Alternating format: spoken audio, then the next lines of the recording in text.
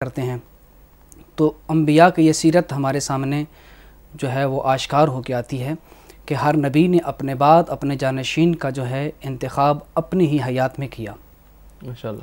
جس طرح کہ تاریخ طبری کے اندر محمد ابن جریر ابن یزید طبری جلد اول کے اندر یہ لکھتے ہیں کہ جب آدم علیہ السلام کا آخری وقت آیا، آخری ایام تھے، یعنی کہ اپنی وفات سے 11 دن پہلے صحیح انہوں نے اپنے فرزند حضرت شیش کو اپنا وصی اور جانشین قرار دیا. ماشاءاللہ. اور تاریخ طبری میں جن الفاظ سے اس بات کی انہوں نے حکایت کی ہے، علامہ طبری صاحب فرماتے ہیں کہ جب حضرت شیش بڑے ہو گئے تو حضرت آدم علیہ السلام حضرت شیش کو اپنی تمام اولاد پر فضیلت دیا کرتے تھے. اس کے بعد کہتے ہیں اور حضرت آدم نے حضرت شیش علیہ السلام کو زمین پر اپنا ولی عہد مقرر کیا، یعنی کہ فضیلت پہلے تھی، صحیح ملکہ پہلے تھا، منصب بعد میں عطا ہوا. صحیح ماشاءاللہ. تو تاریخ طبری کے مطابق بھی حضرت آدم علیہ السلام نے اپنی حیات میں ہی حضرت شیش کو اپنا جانشین منتخب کیا.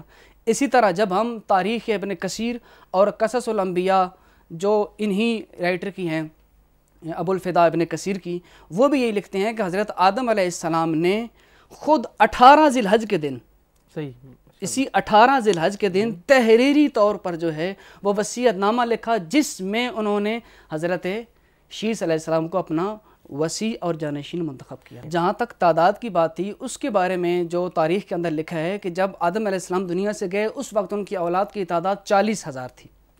40,000. اور 40,000 اولاد میں سے سب سے زیادہ فضیلت وہ دے رہے تھے حضرت شیش کو. شیش علیہ السلام. یعنی کہ ایسا ہے کہ پہلے ملکہ ہے بعد میں منصب ہے، ایسا نہیں ہے کہ منصب عطا ہو تو پھر اس کو افضلیت ملے گی. یعنی فضیلت والے کو منصب ملے گا، یہ نہیں کہ منصب ملنے کے بعد اس میں فضیلت آئے گی. بالکل اسی طرح جب دیکھتے ہیں کہ حضرت آدم علیہ السلام نے اپنا وصی حضرت شیش کو بنایا. اسی طرح جب ہم آگے مطالعہ کرتے ہیں تاریخ کا تو حضرت شیش علیہ السلام نے بھی اپنی زندگی میں اپنے فرزند انوش کو اپنا وصی بنایا. صحیح. پھر حضرت انوش نے اپنے بعد جو اپنے بعد میں آنے والے تھے کینان ان کو بنایا. پھر کینان نے مہلائیل کو بنایا. پھر مہلائیل نے یارد کو بنایا. پھر یارد نے اخنوخ کو، جن کو حضرت ادریس علیہ السلام کہتے ہیں، صحیح، ان کو بنایا. اور پھر تاریخ خود آگے اسی طرح پورا سلسلہ بیان کرتی ہے، جس طرح تاریخ طبری میں ہر ایک کے ذکر کے ساتھ یہ چیز موجود ہے.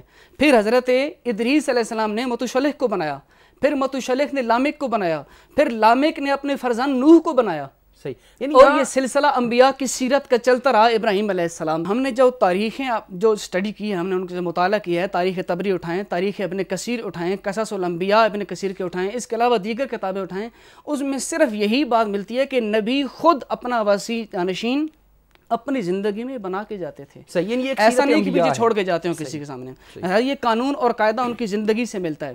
اور پھر ہم جب قرآن مجید کی طرف رخ کرتے ہیں تو قرآن مجید نے بھی ہمیں اسی بات کی طرف اشارہ دیا کہ خود سورہ بقرہ کے اندر خداوند متعال ارشاد فرماتا ہے قال انی جاعل فی الارض خلیفہ. صحیح. جب حضرت آدم علیہ السلام کو خلیفہ بنانے کا ارادہ کیا تو وہاں فرمایا کہ میں زمین پر اپنا خلیفہ بنانے والا ہوں. صحیح، درست. انی جاعل فی الارض خلیفہ. اور بتاتا چلو یہاں جاعل اس میں فاعل ہے جو استمرار پہ دلالت کرتا ہے کہ آج بھی میں بنا رہا ہوں، بعد میں بھی اگر بنانا ہوا تو میں ہی بناؤں. انبیاء تو اعلان کرتے ہیں، بناتا خدا ہی ہے. اعلان انبیاء کے ذریعے خود ان کی زندگی میں ہو کے جاتا ہے. صحیح. پھر اس کے بعد جناب دیکھتے ہیں حضرت داؤد علیہ السلام کو خداوند متعال نے مخاطب کیا، یا داؤد انا جعلناک خلیفۃ فی الارض.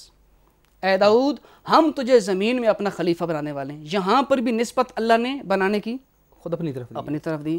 پھر جب حضرت ابراہیم علیہ السلام کی منصب کا جب واقعہ پیش آیا، جب انہوں نے اپنے امتحان میں جب پاس ہو گئے تو اس وقت اللہ نے فرمایا انی جاعلک للناس اماما، ہم تجھے لوگوں کا امام بنانے والے ہیں. تو یہاں بھی نسبت خدا نے اپنی طرف دی.